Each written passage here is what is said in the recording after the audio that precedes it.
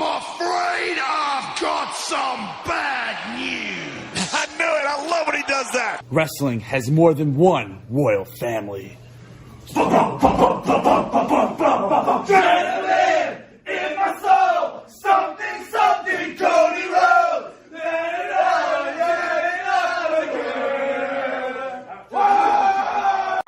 I'm the tribal chief around here. Yeah, you see me, the tribal chief. That's right. Time. But let me go ahead and tell you. Shut your bitch ass up. One of the foundational forces that launched professional wrestling to a new level a generation ago, Hulk Hogan, died this morning of cardiac arrest. Hogan was born Terry Bollea in 1953. Blonde, bronzed, and built, Hulk Hogan was one of the most recognizable faces in the country back in the 1980s. You can argue whether pro wrestling is a sport or not, but there's no debate that Hogan was box office gold. Back in the day, why bother putting on WrestleMania if the Hulkster wasn't the main event? In later years, his star dimmed. Hogan reportedly used racial slurs, and WWE cut ties with him in 2015. Hulk Hogan was 71 years old. Let's go back through what made him such a draw and one of the legends of pro wrestling. Where better to start than WrestleMania 1? Hogan, headlining the card at MSG, teamed up with fellow 80s icon Mr. T to take on Rowdy Roddy Piper and Mr. Wonderful, with Muhammad Ali serving as the special guest referee. 2 years later, at WrestleMania 3, in front of over 90,000, Hogan defended his title against his former friend turned enemy, Andre the Giant. The body slam of the Giant, one of the iconic moments in wrestling. No mean feat to pick up a 500-pound man. Nearly a decade later, Hogan showed up at the WWF's biggest rival, World Championship Wrestling, Bash at the Beach. There, Hogan stunned audiences by turning heel and teaming up to form the NWO. But Hogan would return to WWF in 2002 under the moniker Hollywood Hogan and took on The Rock in the main attraction dubbed Icon versus Icon. The Rock would defeat Hogan in what was seen as the passing of the torch in pro wrestling. Saturday Night SmackDown lead commentator and ESPN announcer Joe Tessitore. Joe, good to have you here in the studio to talk about this. And you have a unique vantage point on all this because of your role both with WWE and mainstream sports. So if you're framing Hulk Hogan in the prism of both sports history and pop culture, how would you do it? David, listen, he's a complex character, but I think it's very easy to answer that in simply saying he's the most influential pro wrestler of all time. But really, by the measure of promotional impact, if you just think of sports entertainment in terms of putting butts in the seats and getting eyeballs to the screen, he is as transformational as anybody in modern sports and entertainment history. He's arguably number one in a class of American sports stars of Mike Tyson, Muhammad Ali, Michael Jordan. I'm not saying greatest at what he did. I'm saying promotionally the impact that he made. It's those four guys for me in the modern era of sports in terms of strict transformational promotional power. You know, you have to be of a certain vintage like myself. Maybe you're a little bit younger than me to remember what this guy was in the 1980s. I mean, he was huge. How did he, cut through all that clutter and become this towering figure in the sport? Well, listen, I think he captured the right time and was at the right place. And really, when you look at it, Hulk Hogan and what Hulkamania really was corralling the zeitgeist of the 1980s. It was really the moment where sports and entertainment all merged together. That on-ramp was the fast lane with Hulkamania. We didn't see anything before it, and we've seen a lot after it. Listen, the very network that we're talking on, the reason why we have jobs is because of the packaging of great storytelling and making icons and putting people over. So the way that we package and market everybody in modern sports today is basically the formula that Hulkamania was in the 1980s. Did you have the lunchbox? Did you have the action figure? Were you waking up on Saturday mornings and seeing him on cartoons on one network and then watching late night TV and seeing him on late night shows on another? It was beyond anything we have ever seen. Yep. Yeah, so recognizable, the goatee, the 24-inch pythons. I'm not sure he owned a shirt for many years there. If he did, he ripped it off. He sure did. What was the difference, though, between Hulk Hogan, the character, and the person, Terry Bollea. Yeah, I was with Terry back in January, as many of us who work at WWE were. It was our Netflix debut. It was a global event in L.A. And yes, at that point of his career, Terry Bollea, and with some things that happened in the recent past, became a very politicized figure. But still, when he walked into the room, you knew it. The air changed. And I don't care who you were with. I can remember that night with Travis Scott and Logan Paul, and whether it's Randy Orton, John Cena, and all those guys.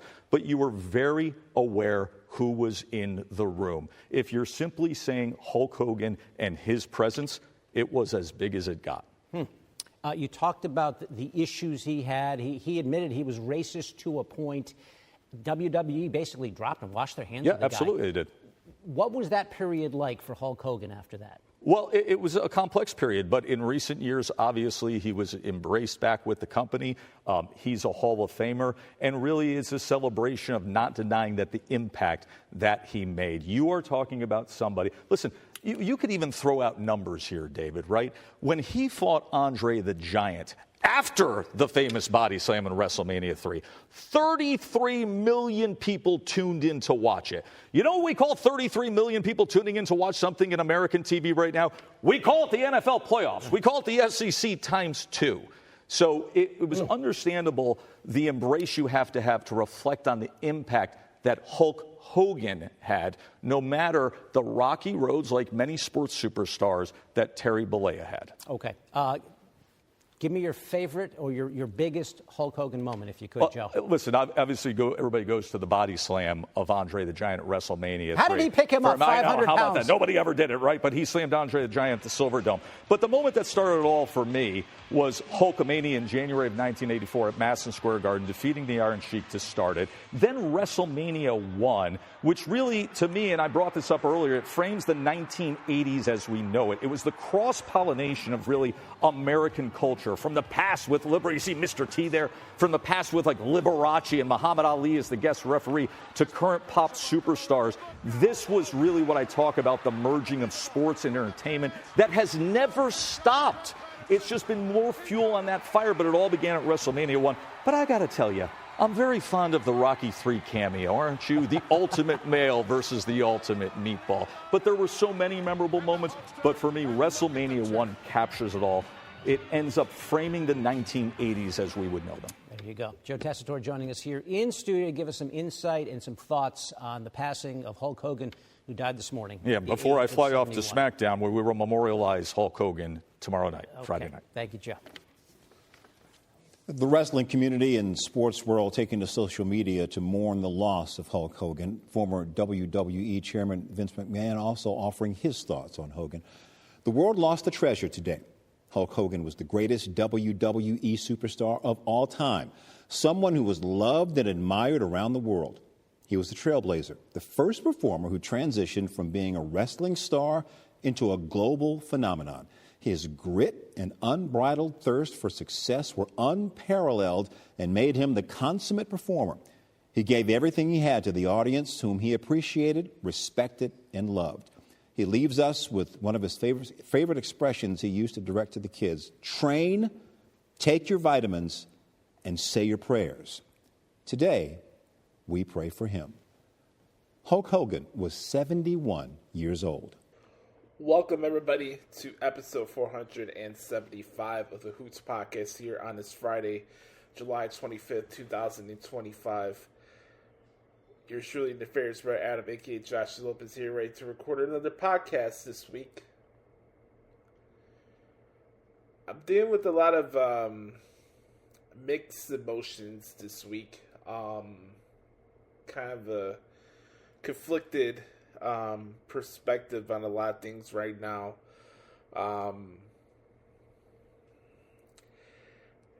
Thinking about, especially with this being the 475th episode, having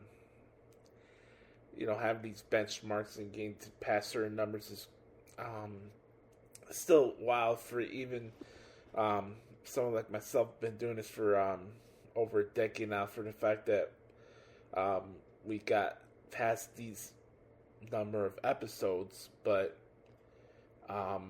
also knowing that this is really, I'm feeling it now. that closure is coming with this podcast. And then we are 25 episodes away from the last edition, which will be 500. I'm conflicted in a way because this would have been more of a celebratory episode, but I'm conflicted in the way that I think we all know, obviously, what our ultimate fate is at the end of the day, and, you know, discussing death is not something that I enjoy. I don't think anybody does. I'm conflicted in a lot of ways because, obviously, for those who don't know and for those who are watching right now, Hulk Hogan, without a doubt, the biggest star in the history of professional wrestling, passed away yesterday of this recording at the age of 71. And I'm conflicted. I've seen Hulk Hogan in person a couple of times. They had one in Chicago. I was there at the Rosemont Horizon when Hollywood Hulk Hogan at the time confronted The Rock. It was that infamous Raw after No Way Out 2002, and I was 8 years old at the time, and this is The Rock and Hogan's first interaction with each other. I wish I could find like photos from old shows that I went to as a kid, but when I look at that first interaction with Hogan and Rock, and the energy that was in that building that night was absolutely insane. I think back of seeing Hogan in person when they had the Sting and Triple H match at WrestleMania 31. And other times I saw Hogan co-host WrestleMania with Titus O'Neil in Tampa for the pandemic WrestleMania. I'm really conflicted because what I've been seeing amongst the discourse since this news came out yesterday is just really telling of where we are in society today, and that, you know, do we acknowledge what a person brought to the space, and do we acknowledge the fact that without this person that we don't have wrestling the way it is today?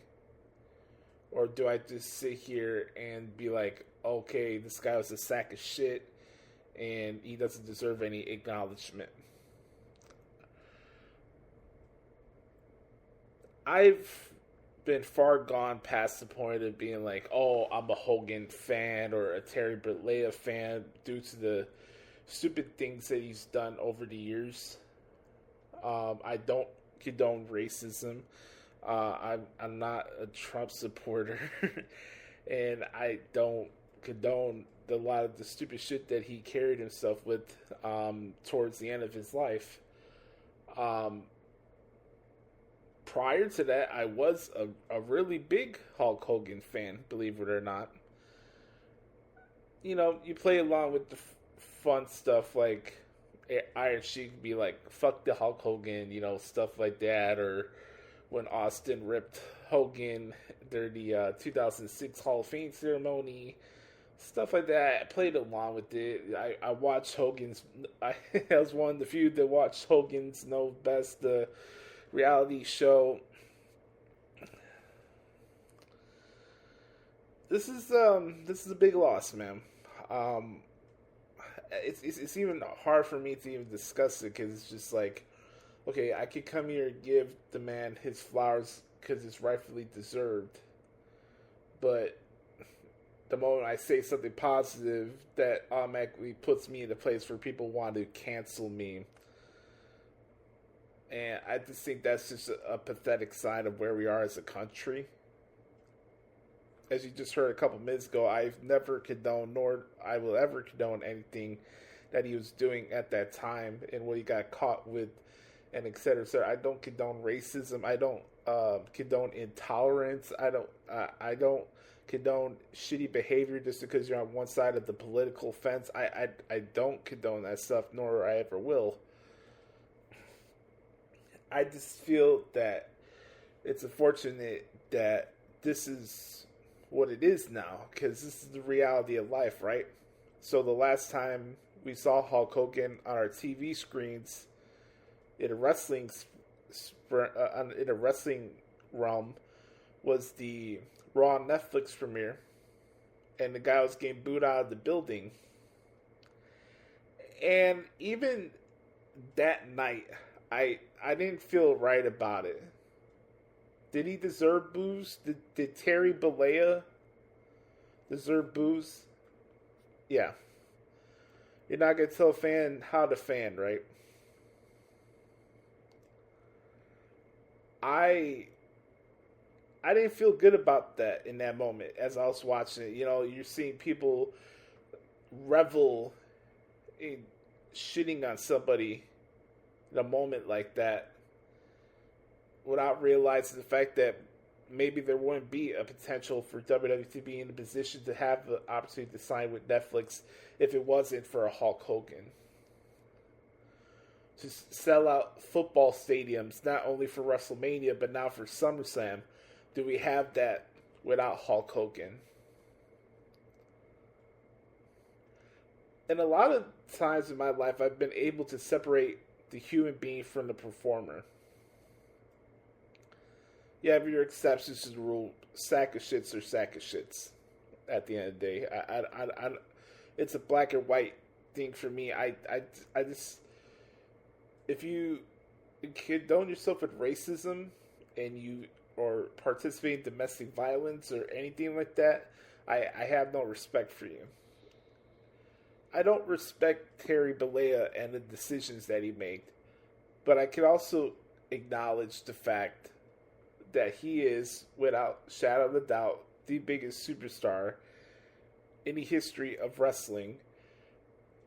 And I wouldn't be able to have the opportunity, a platform to cover. I wouldn't have the opportunity to mark out a career for myself, making the money covering wrestling if it wasn't for Hulk Hogan and what he brought to wrestling and helping it explode the way the business exploded back in the 80s. So I could come on here, give you a bunch of disingenuous takes and shit on the guy for 20 minutes just to try to fit in with the IWC. Or I can speak from the heart and tell you that I'm conflicted about it. And what's really sad about it is the stuff that I was seeing on X yesterday. I didn't make a post or individualized tweet about Hulk's passing because I was just really sick with the discourse that I was observing as the day went on, and the dick riding debates and cancel culture. Oh, you're a horrible human being for saying condolences to somebody, and the jubilation that I saw from some people about his passing, it just,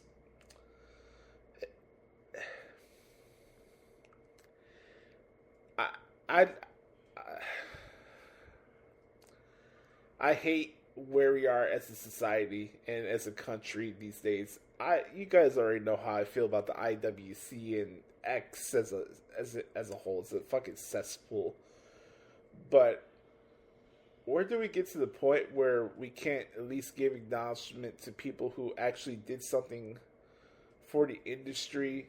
And I'm not coming here waving my red and yellow bandana of pom-poms or whatever, but I can acknowledge the fact that Hulk Hogan is who he is. But it's also like the kind of the clout chasing tweets that I saw too, in a way where they're like putting out qualifiers as to why they were sending their condolences and acknowledging the passing. It's just like, here we are in a society where we're like, have to say one thing, but say another thing. That way we don't get backlash in return. You know where I'm going with this? Like okay, I didn't condone what he did, but I can't deny the fact that what he brought to the industry. I felt a lot of those tweets that I saw yesterday came from a disingenuous point of view and clout chasing. Instead of being like, rest in peace Hulk Hogan, and leaving it at that. And it gets to a situation where you have a legend like this. I haven't had a show like this, or a topic about death in the business that I've had to talk about on this show since Dusty Rhodes passed away in 2015. And obviously different circumstances. Dusty was a great human being. Dusty was a legend, you know. But Dusty, in a lot of ways, was the equivalent to Hulk Hogan in a lot of ways in his impact in the industry.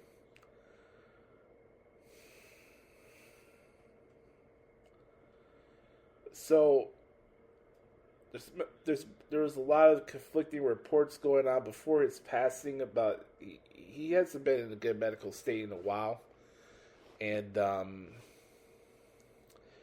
he was getting ready to launch his Real American Freestyle Wrestling promotion, which has been openly mocked by my colleagues in the wrestling media, by the usual suspects.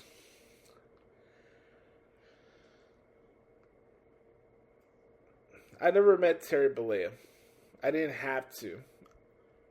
I don't, like I said now for the 5th time on this show, I don't condone what he did. I never will condone what he did. And it's a shame that he put himself in that position, but we're all human beings and none of us have a perfect track record.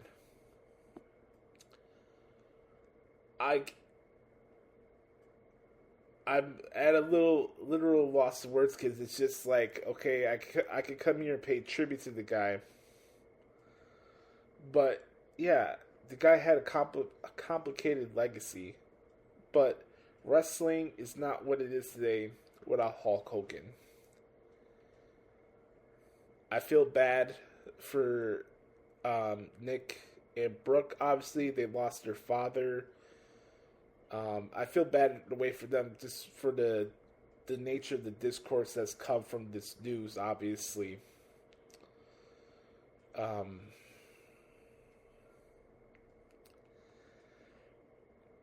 I wish, in a lot of ways, we could do better as human beings in how we carry ourselves in situations like this, where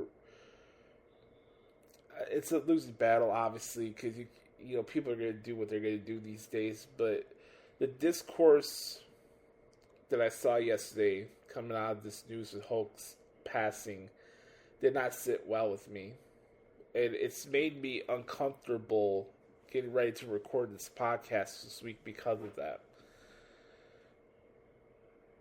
I decided not to put an individualized post about Hulk because it's like, okay, I could say rest in peace to a celebrity and what, somebody's going to call me a racist or a Trump supporter because I acknowledge the fact that he's the biggest straw in the history of the business. At the end of the day, I just feel like we need to do better as a society. There's been a lot of deaths this weekend, big celebrities and stuff like that. Ozzy Osbourne passed away a couple weeks after his last performance with Black Sabbath. And it's interesting how that happens sometimes with famous people, where they do something big and then they pass like nothing. A couple weeks later, Malcolm Warner from the Cosby Show passed away. Chuck Mangione, somebody that I'm familiar with because I played a lot of jazz music when I was in high school. I was in a high school jazz band playing guitar, and I'm very familiar with his music. Legendary musician. And here we are today with Hulk Hogan's passing at the age of 71.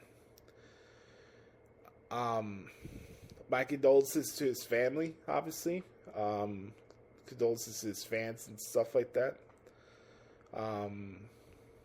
It's also kind of a conflicting feeling for myself, too, because last year, during the summer, I went to Hogan's t-shirt store with Lauren when I was in Florida. And we got to share a special moment there.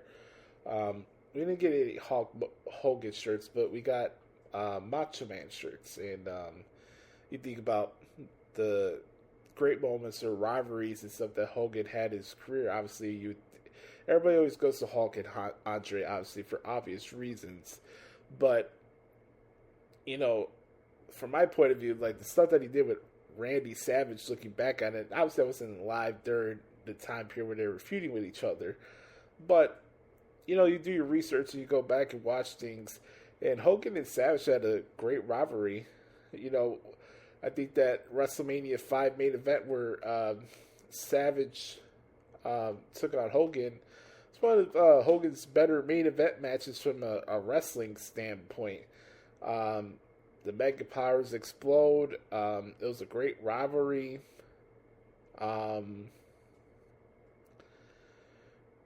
So I'm carrying a lot of different conflicted emotions because I was at Hogan's t-shirt store with Lauren last summer. So my condolences go out to Hulk Hogan. I'm curious just as much as anybody else to see how the rollout goes out for WWE tonight with SmackDown with them being in Cleveland and how they address that. But, you know, I'm not coming here to tell you what to do. I do think that we need to be better as a society in how we talk to each other. I don't condone what Terry Bollea did. I never will. I will give people credit where their credit is due at the end of the day. I don't have to respect you, but I can acknowledge what you brought to the table. And rest in peace to Hulk Hogan. When we come back, we'll get into what happened this week in WWE and get you ready for the Back Porch Q&A session, which is our main event segment right here on episode 475 of the Hoots Podcast. We'll be right back. Yeet. Welcome back, everybody, to the Hoots Podcast, episode 475. Let's get into it. Let's talk about what happened this week in WWE. We had the contract signing for Cody Rhodes and John Cena. It's official. It'll now be a street fight for the undisputed WWE Championship. In the lights of the way where John Cena was trying to find a loophole out of it, you know, his whole shtick is, I want to ruin professional wrestling for everybody. Try to come up with a loophole, and he kept emphasizing about the word we. We think this is best for business. I can't do SummerSlam. I gotta film a movie for Netflix, and, you know, there's a lot of questions and scuttlebutt about should there be a double turn with John Cena and Cody Rhodes at SummerSlam. It's now the time for Cody Rhodes to be a heel. Does Cody Rhodes turn into a heel by winning the WWE Championship back at SummerSlam? And all these questions in between. I'll tell you this. Looking at the SummerSlam card, and we're going to get into it in a little bit, but I'm very excited to cover this show from a transcript point of view. I think for match quality and match offering perspective, this is a much better card than what we got for WrestleMania this year, from top to bottom. When I look at what we're getting into SummerSlam, especially with this match in general, like, I'm excited for it. Having a street fight, I think it's a nice added touch. But the question about should this be time for a double turn? In my opinion, I'm going to say no. because I don't like projecting out fancy booking stuff. That's just not, it's not my strong suit. That's not stuff that I enjoy doing. I don't want to build myself up to a point and then it doesn't happen and you're like, oh great. I could have wrote it better. I could have wrote it better than Triple H. Oh, give me the pencil, Paul. Like everybody else does on every other wrestling podcast. Solid monster. I'm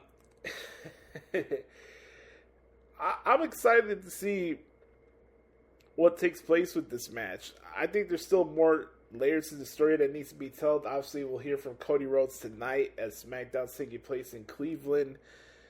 John will be back on the SmackDown before SummerSlam in Newark, New Jersey at the Prudential Center. Man, when was the last time WWE did a show at the Prudential Center? It feels like a long time. Anyways, I'm excited for Cody Rhodes and John Cena. I think that's going to be a fun match at SummerSlam. Do I think now's the time for a double turn switch? I want to be in the moment and see if it happens or not. Like I feel like this is where I'm a patient person, and I need to see what happens in these next 2 weeks to give me a better, clear view of what's going to happen. We have tonight's show, and then we got the go home before SummerSlam. So we'll see where that goes from there. Here are the matches so far that we got for SummerSlam, and I'll talk about them collectively as we keep going on here. So we just talked about John Cena and Cody Rhodes. Tiffany Stratton and Jade Cargill for the Women's Championship. We had vignettes for both ladies last night. I don't know if either of them are going to have an in-ring promo segment. I could probably see that tonight. That could be a possibility. We have two ladies. I wonder if this is something where you can have split screen interviews, or they do a sit down interview with Wade Barrett. I feel like you got to get a UFC style build with this, where they're gonna let their actions speak in the ring, but they don't have to interact with each other in the arena. I'm intrigued by it. It's a different type of match.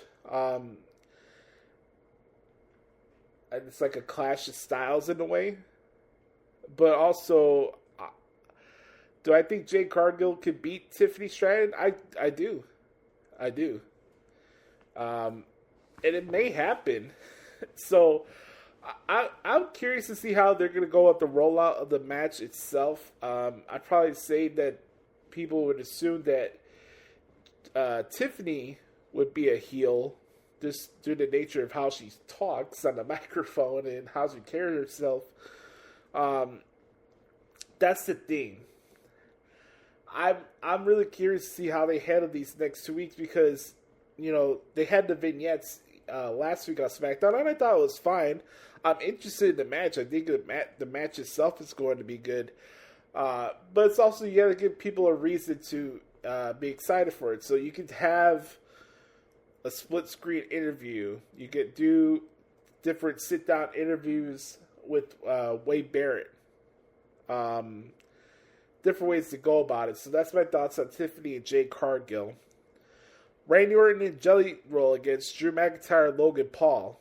I'm excited for this match too. We saw their interaction on the Jimmy Kimmel show last week. And by the way, if you guys have not seen Drew McIntyre on Logan Paul's Impulsive podcast, you need to go check it out. It was a very good episode this week.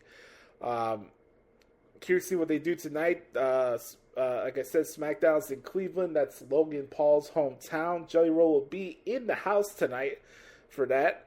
Looking forward to it. Is this something that pops out to the eye for the wrestling purists of the world? No, but I love all styles of wrestling, and I think this could be a fun match. So I'm looking forward to it. Randy Orton and Jelly Roll against Drew McIntyre and Logan Paul. Gunther against CM Punk for the World Heavyweight Championship. We had the first interaction face-to-face with the guys on Monday. this past Monday in Houston. And I don't know. I don't know if this is just like a appetizer type of thing, but I thought that having one promo for Punk and then one promo for Gunther and then just leaving it empty-handed, I don't know. I don't know how I felt about it. Not that I didn't enjoy the promo segment itself. I thought it was fine. It served its purpose. This is one of those things where you have a world title match, you don't need like a concrete build for it. Just ring the fucking bell. But just from a curiosity standpoint, I would have enjoyed more of a back and forth type of thing with the guys, and we did not get that on Monday. So hopefully that's something that we can see on Monday. But yeah, I thought we'd get a little bit more from Gunther and Punk, but maybe we get that this Monday. We'll have to see where that goes. Triple threat match: Naomi, Rhea Ripley, and Io Sky for the Women's World Championship. Another match that I'm telling you right now, just objectively from a transcript point of view, there's not a match on the card that I'm not looking forward to transcribing. And I'm being 100% transparent with that. We saw Io Sky have an awesome match with Stephanie Vaquer this past Monday night on Raw that got ruined by the Secret Hervis. Always got to make everything about themselves. But this headed up to a big melee. Naomi came out. Rhea Ripley came out. She got a massive pop on Monday. Rhea Ripley's she's awesome. I was going to call her the man, but that's Becky Lynch.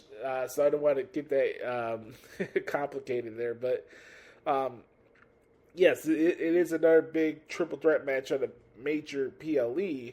But these ladies are going to kill it, and I'm excited for that match. This should be pretty cool. Becky Lynch and Lyra Valkyria. It's a last chance match for the Women's Intercontinental Championship. We saw the interaction on Raw this past Monday.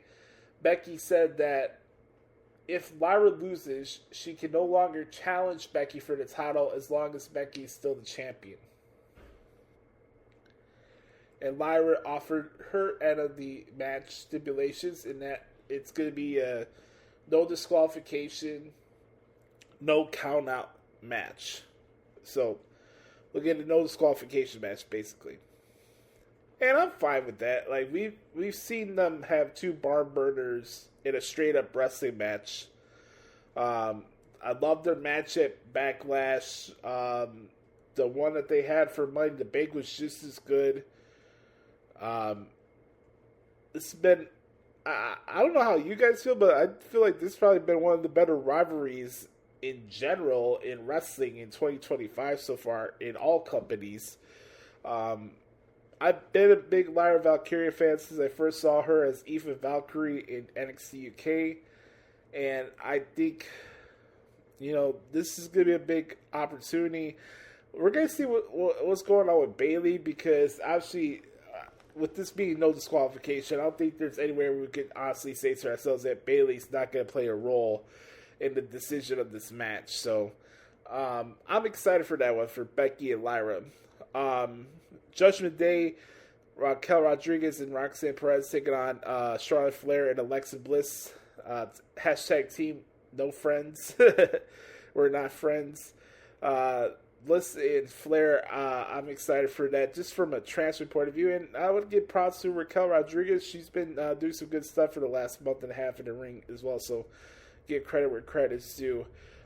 Steel cage for the United States Championship. This was made this past Friday on SmackDown after Solo tried to frame Jacob Fatu running over the Bloodline. Or the MFTs, my bad. Solo tried to get Jacob arrested. That did not work. So we're going to have Solo and Jacob Fatu in a steel cage match. You know what I mean? So that's cool.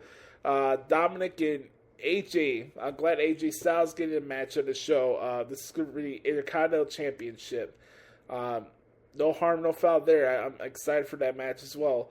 And of course, one of my favorite parts of the programming this week was Roman Reigns promo segment with Paul Heyman and Braun Breaker to end Raw this past Monday in Houston. That was awesome. Both ends of the spectrum. Braun saying that Roman's the old dog and his prime was 5 years ago, and he's stepping up to the plate. This match was made official. Roman Reigns and Jey Uso against Braun Breaker and Bronson Reed at SummerSlam. That's going to be awesome. I'm excited for that. That should be tremendous. So I'm excited for that. Braun Breaker and Bronson Reed is going to be pretty cool against Roman Reigns and Jey Uso. I don't know if that's going to be the main event. It'll definitely be a semi-main event. So you got a choice from night one to be that tag match or Punk and Gunther. I think it's going to be Punk and Gunther for the World Heavyweight Championship. If Punk is walking out of SummerSlam with the world title, that would be the main event. Or we'll see. Everybody keeps saying, "Oh, Joshie, this is a automatic work." That Seth Rollins is playing a ruse on everybody and that he's going to cash in the briefcase. We'll see. But all in all, this is for the card that we got right now for SummerSlam. I'm pretty excited for what we're going to see in MetLife Stadium for both nights coming up next weekend. So, as always, if you want to check out my coverage of all televised WWE events, please check out my coverage in the results section of WrestlingHeadlines.com. Also, don't forget, make sure to hit the like button and smash the subscribe button on YouTube. But we're on the road to 1,000 subscribers, so that'll help us out become a YouTube partner again. Make sure to follow and subscribe to the podcast on Odyssey. Odyssey is the new home of the Hoots Podcast. And when we come back, it's time for our main event segment as we answer your questions in this week's edition of the Back Porch Q&A session right here on episode 475 of the Hoots Podcast, only on Odyssey. We'll be right back. Yeet. Welcome back, ladies and gentlemen. We got our main event segment here of the Hoots Podcast on Odyssey.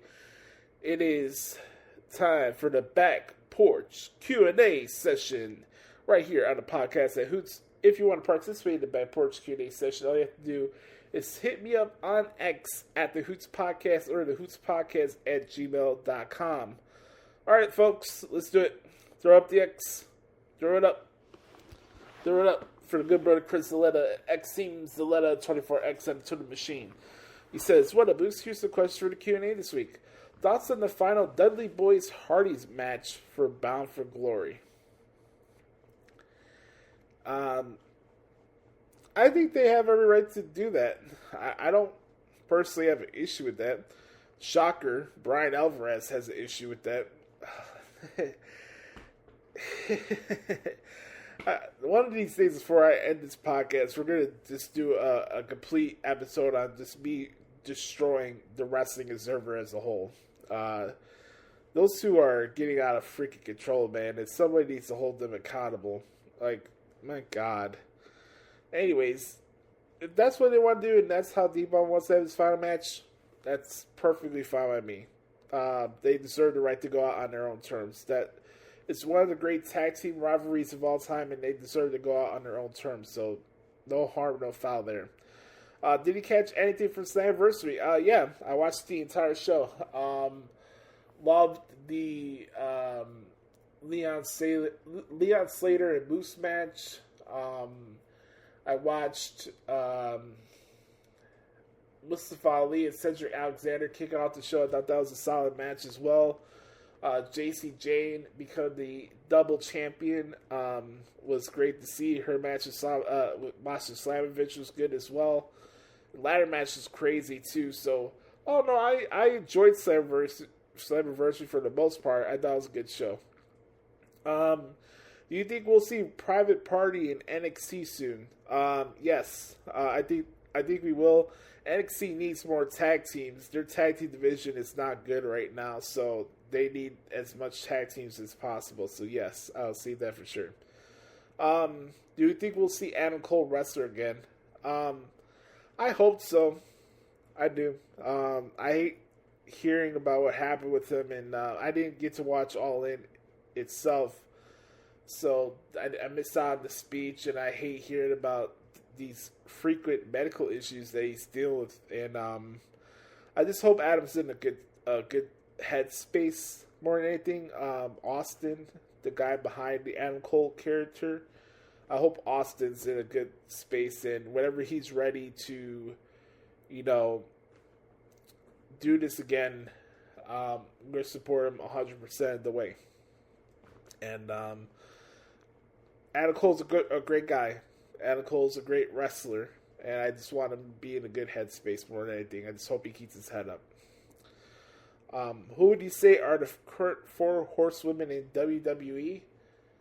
Gosh, that's a good question. Well, I can't use any of the original people because that defeats the purpose. Let's do it. Let's do Rhea Ripley, Bianca Belair, Io Sky, and Rhea Ripley, Bianca Belair, Io Sky, and that fourth one is tough. Because I could go with Stephanie, I could go with Lyra. Let's do Rhea, Bianca, Io, and Tiffany Stratton. That would be my picks. Yeah. Thoughts on Elena Black stepping away for a bit. Same thing with her. I saw her post the other day. That made me sad to see. Obviously, wrestling's been her whole life and one of her main passions, and I don't know if it's just strictly her release from WWE that's forcing her to be in this headspace. I hope that's not the case. I don't know what's going on in her personal life. That's none of my business, but I'm always an advocate for people taking care of themselves and doing what they need to do to better themselves. So if that's what she needs to do during this time, I 100% support it. And the great thing about her is that she's so talented and still young. She has her whole life in front of her, and all in all, I just want her to be happy more than anything. So whatever she needs to do to keep her head out of the mud and stuff like that, I support, and I hope she gets back to where she needs to be, and we'll see her in the ring again.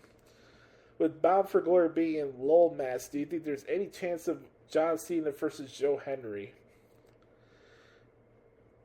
Wouldn't that be interesting? I don't know. I think that'd be cool, Chris. I just don't think that's going to happen at this point. If there was any hope that John Cena was going to pop up in TNA, it would have happened by now. I just don't see it. I'd love to be proven wrong, but I just don't see it happening. Who do you think has the better Jordan shoe game, Roman or Shane McMahon? Roman Reigns. It's not close. Love Shane McMahon, but it's the Tribal Chief. Last question here for Chris. He says, Oos, if you decide to continue podcasting after episode 500, what are the reasons you want to move away from the wrestling talk? That's a great question, man. Thank you for asking that. I have a good thing going here with Odyssey, and they've been very good partners to us so far for these first 3 months. And I think it would be kind of stupid for me to throw that to the side.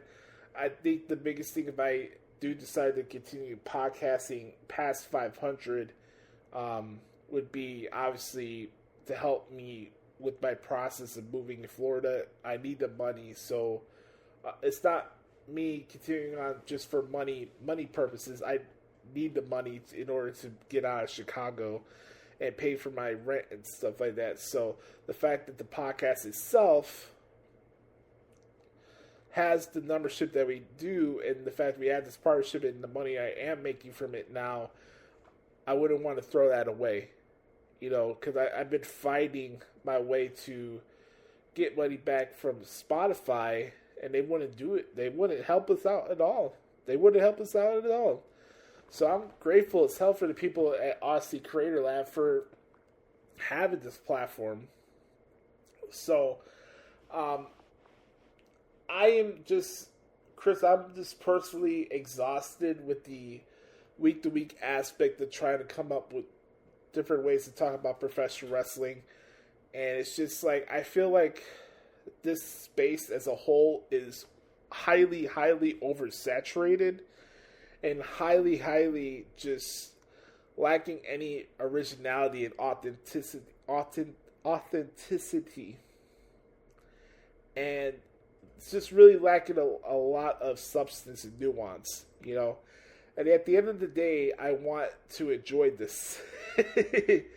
I want to enjoy this process. But I've been doing wrestling talk for over 11 years at least at this point. And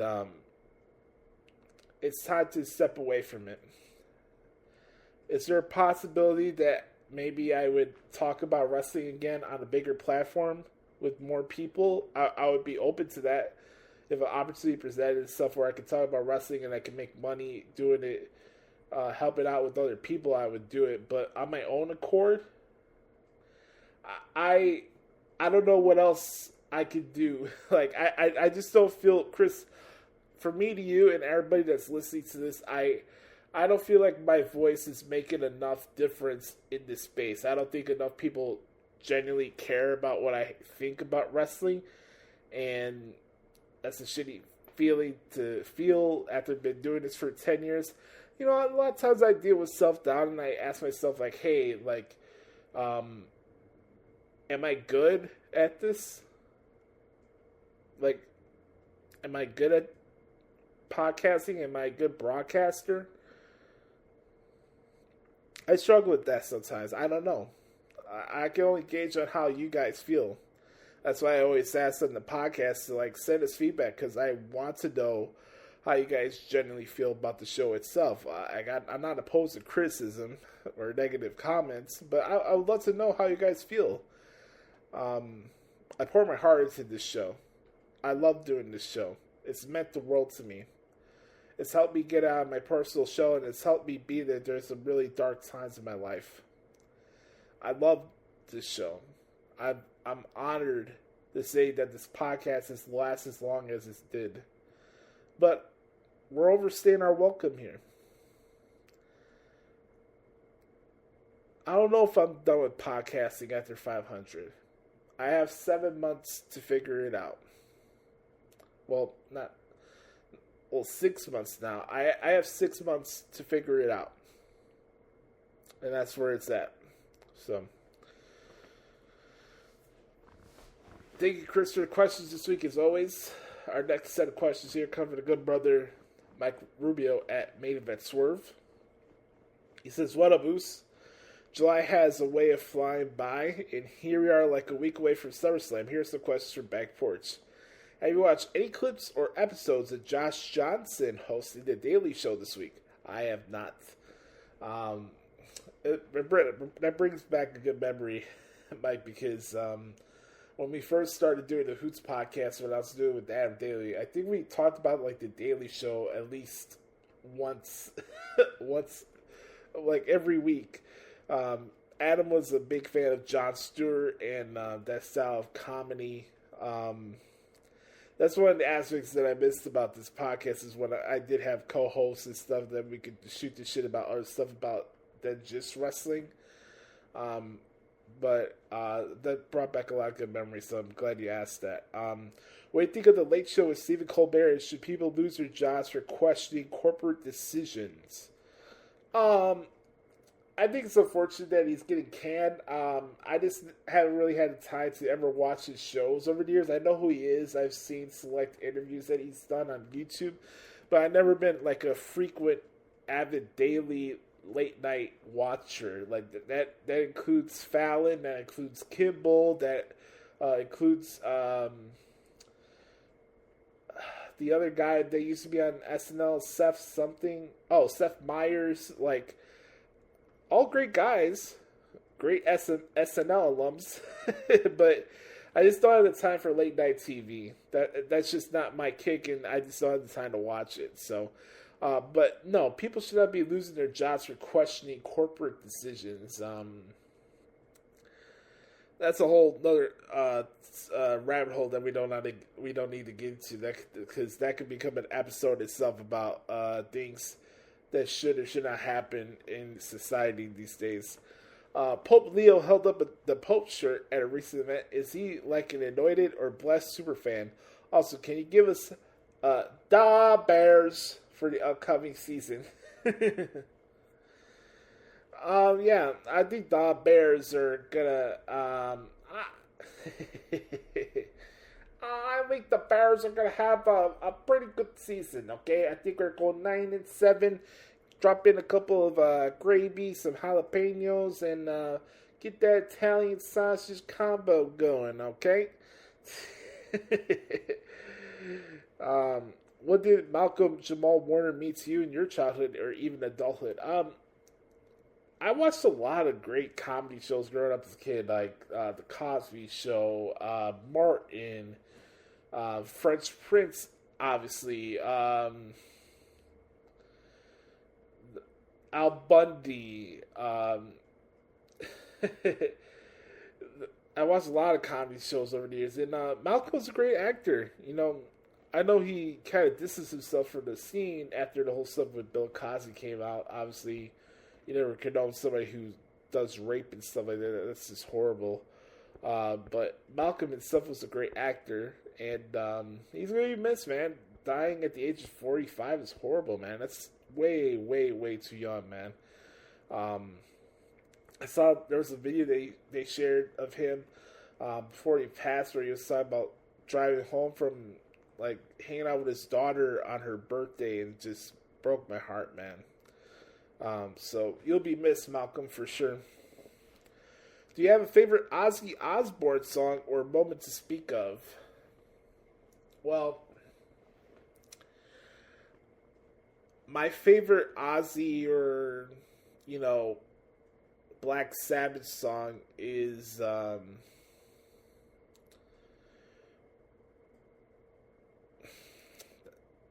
that's a tough one. They got great songs. I think War Pigs is actually my favorite one. It's either War Pigs or Crazy Train. It's my favorite Ozzy Osbourne song. Yeah, those are the ones that stand out the most to me. Again, rest in peace to Ozzy. How do you feel like H-Town represented Raw and NXT this week? Some said Raw should never return after that.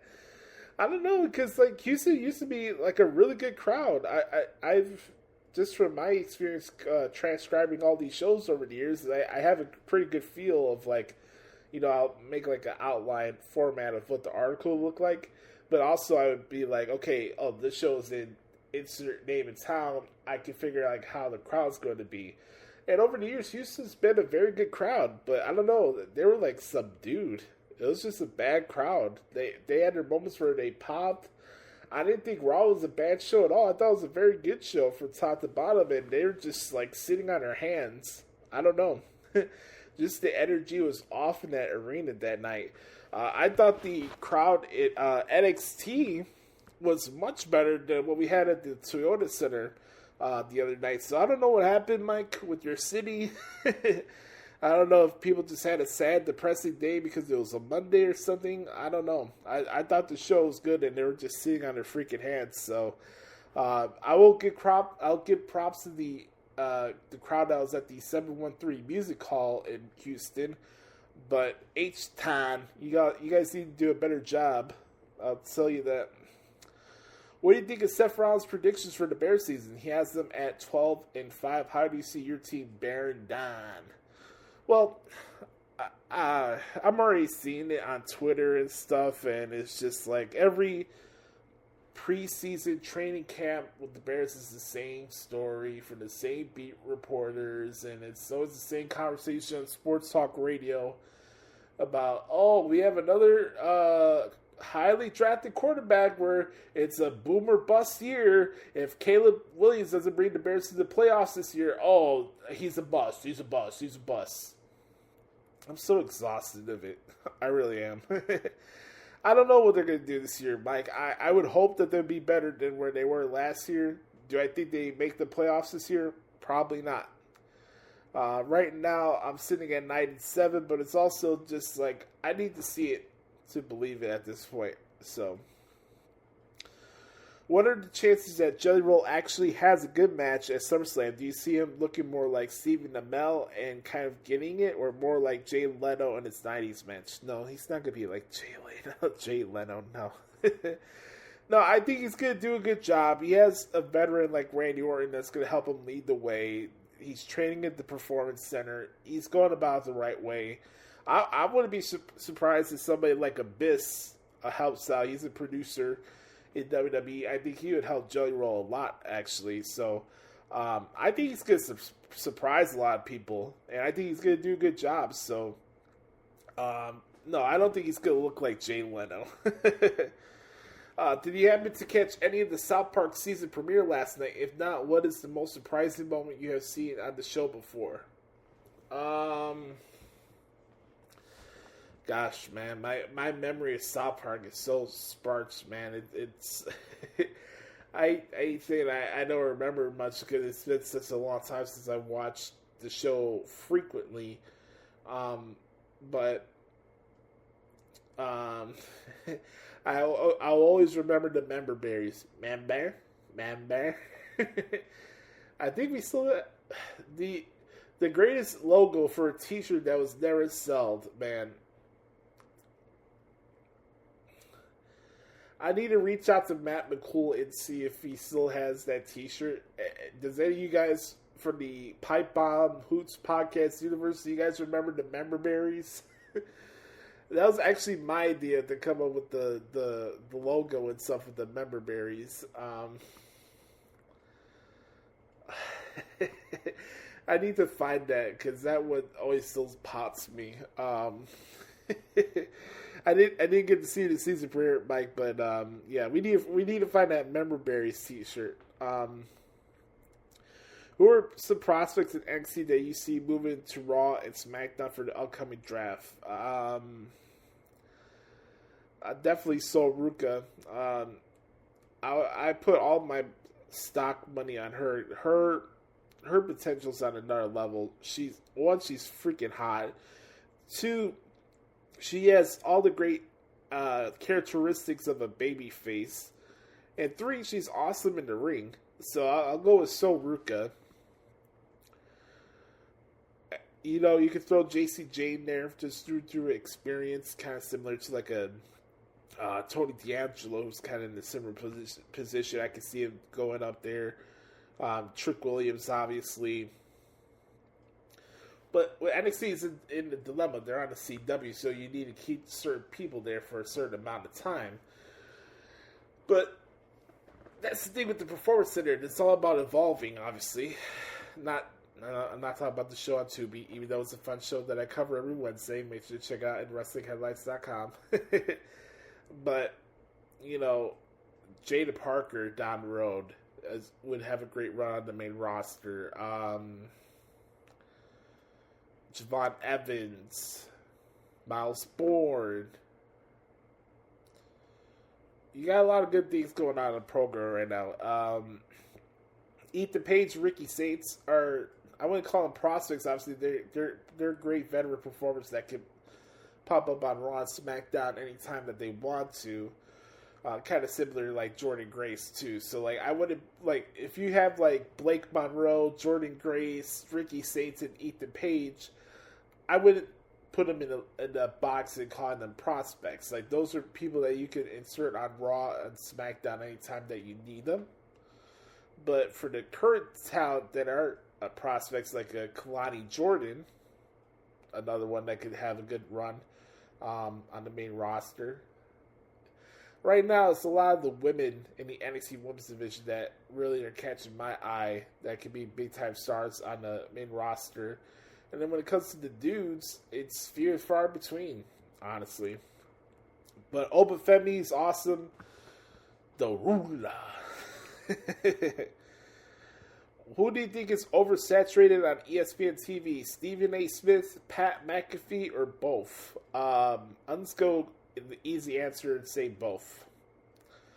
Have you seen any good new release movies this summer in theaters or streaming? Well, I'm glad you asked that because after I'm done recording the podcast today, I'm going to watch Happy Gilmore 2. So I'm excited to check that out on Netflix, and shout out to my guy MJF.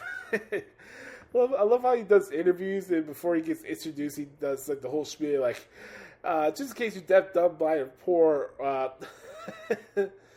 hold on. Just in case you're deaf, dumb, blind, stupid, or if you're listening to this podcast, poor. I love when he does that little spiel every time he does an interview. It always pops me. If I ever interview MJF and he does that to me, I wouldn't care. That would be fucking hilarious. Just in case you're deaf, dumb, blind, stupid, or in this case, as you listen to this podcast, poor. My name is Maxwell Jacob Freeman. I'm the most entertaining, fastest rising superstar in the history of professional wrestling. Oh, man. Did you catch Randy Orton on Stephanie McMahon's podcast speaking about having to kiss her after she took an RKO all in front of Triple H in the ring? Awkward meets awkward. I did. I watched that entire interview. It was a good interview. Him talking about his mental health and depression was very eye-opening to me because I deal with depression and self-doubt. And but the part where, yeah, having to talk about kissing Stephanie, like, yeah, that is awkward for sure. Is this the year the Bears break through and win their division? Well, your wish is to God's ears because, I don't know. I feel like the NFC North is a crapshoot this year. I'm not sold on the Packers at all. Kind of same thing with the Vikings. Oh, yeah, you have J.J. McCarthy who looked good against third stringers in one preseason, and people think J.J. McCarthy's the next Patrick Mahomes. Like, I'm not saying that J.J. McCarthy is going to be a bad quarterback or anything like that, but he had a serious leg injury last year, and this is his, in theory, his rookie season. So we'll see what we see for the Vikings. Yes, Kevin O'Connell's a great coach, but we'll see what happens there.